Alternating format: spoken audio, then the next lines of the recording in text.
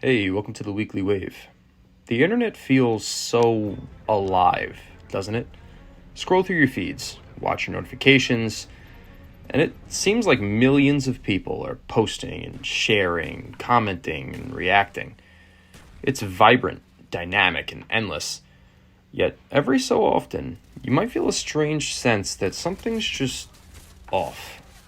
That comment thread that seems eerily repetitive, that article that sounds so generic, or that viral video that feels like it was written by a marketing team and not a human.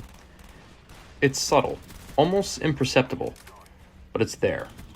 And that's where the dead internet theory begins. It's a theory that suggests that much of what we perceive as human activity online isn't human at all. It's bots, AI-generated content, click farms, corporate manipulation. It's not a mainstream idea, but once you start noticing the patterns, it becomes harder and harder to ignore. The theory first gained traction on forums like 4chan and Reddit in the early 2010s, where users began noticing something strange. Forums that once bustled with personal stories, jokes, and debates suddenly felt hollow. Threads that should have dozens of unique voices were filled with generic responses, reposted content, and strangely consistent phrasing. Some theorists claim that around the mid-2010s, the internet died, in the sense that authentic human activity was largely replaced by automation. Not entirely. Of course, people still exist online, but the ratio of humans to bots became heavily skewed. The theory is not just about automated spam. It's about the subtle, almost invisible AI and algorithmic content that floods our feeds on a daily basis, shaping the online world in ways most of us never even notice. The dead internet theory taps into a deep psychological sensation we've all felt at some point or another, the uncanny valley of the web. You read an article, and it sounds almost human, but something's just off. You scroll through comments and they all sound like they could have been written by the same invisible hand.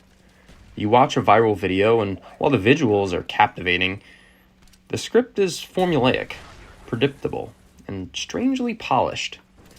Some proponents of the theory suggest that today, as much as 80 to 90% of content online might be generated or amplified by AI, bots, or corporate algorithms, and designed to mimic real human behavior convincingly. Whether or not that exact number is really true, the feeling it describes is familiar, though. The sense that the internet isn't as alive as it once seemed. Historically, there are hints that this death of organic internet activity began with the rise of SEO-driven content farms. Remember sites like eHow or About.com? God. They churned out articles that seemed informative but were ultimately formulaic, optimized purely for search engines. That was one of the first cracks in the illusion of a human-centered web. Then came social media bots, automated accounts on Twitter and Facebook, and algorithms designed to maximize engagement, regardless of their authenticity. Over time, it really became difficult to distinguish between a genuine human opinion and a crafted, automated voice designed to provoke clicks and shares. The dead internet theory argues that this is not a bug. It's a feature. The internet was optimized for profit, for control, and for virality, not the genuine human connection. The theory also intersects with some unnerving real-world experiments. Researchers have tested AI-generated text by creating thousands of fake reviews, comments, articles, and then releasing them online. Most of these are indistinguishable from human content, even to attentive readers. Social media platforms regularly deploy algorithmic amplification of posts that trigger engagement regardless of their origin. And click farms still very much operational in certain parts of the world. They artificially inflate views, likes, and the comments. Taken together, these systems create a world where we can no longer trust what seems spontaneous. Viral trends may not be viral at all. They are probably orchestrated, manufactured, a digital puppet show of algorithms that are pulling the strings. Then there's the creepier, almost uncanny side of the dead internet theory. People online have noticed accounts that appear to interact with each other, but in ways that really don't make sense. Comment sections that seem too perfectly balanced, replies that echo the same phrasing or logic, and even AI-generated profiles on apps that feel eerily human until you really dig deeper. There are anecdotes of YouTube channels that post videos with no real engagement, yet appear in recommendations endlessly, or forums where conversations are oddly self-referential, almost as if the system is talking to itself.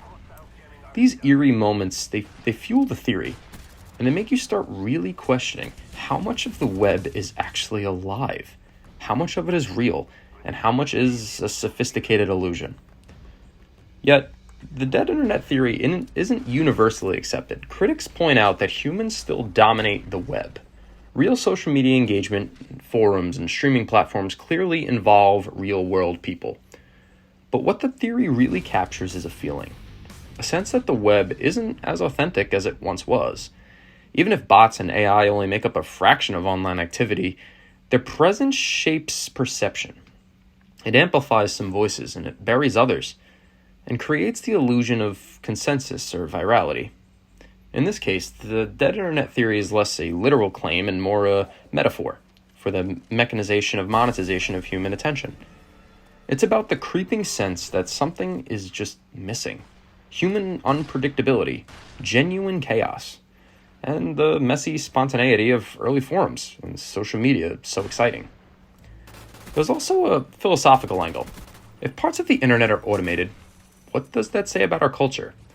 About how we communicate or share ideas and even think? We live in an age where human opinion competes not only with other humans, but with AI-generated content designed to influence or provoke and even entertain. We trust search engines. We rely on social media for information, and yet some of that content may never have a human origin. It challenges our understanding of authenticity and even reality. What is genuine? What's curated? What's manufactured?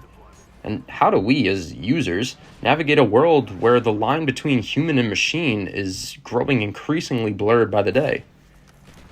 Despite the unsettling implications, though, there is a hopeful side. The theory reminds us to value genuine human connection and encourages us to seek communities and conversations in spaces that genuinely feel authentic. It highlights that even in the mechanized landscape, real voices are precious and growing increasingly rare. The dead internet theory isn't just a warning, it's a call to action. To interact thoughtfully, to question what we consume all the time, and to treasure the authentic, messy, and unpredictable elements of human communication that still exist online. In some ways, the dead internet theory functions as a cultural mirror.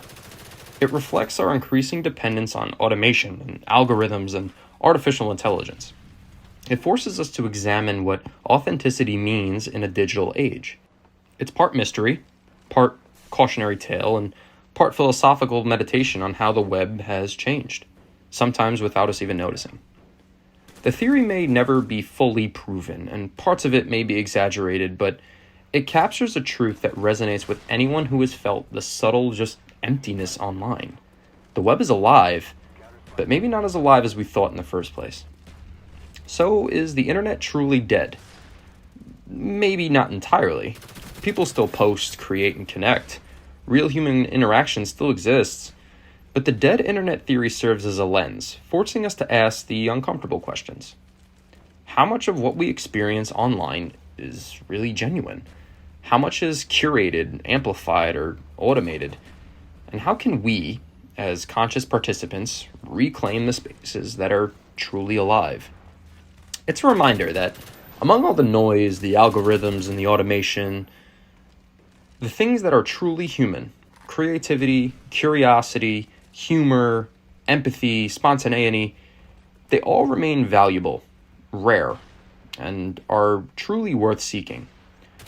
Because even if parts of the web are dead, quote unquote, our capacity to create and connect and experience meaning online is indeed very much alive.